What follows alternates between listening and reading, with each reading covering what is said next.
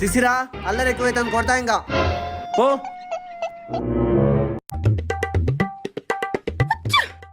ఇందా నాన్న శిశిరా అన్నం తిన్ను లేకపోతే బూచోడు వచ్చి పట్టుకొని పోతాడు.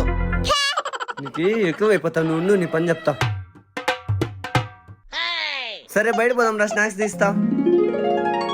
శిశిరా నీకు నచ్చింది తీసుకొని నేను మళ్ళీ వస్తా. అడుగు పోరా.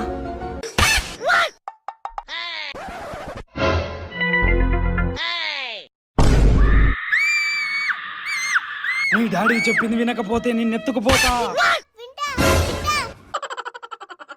శిశిరా శిశిరా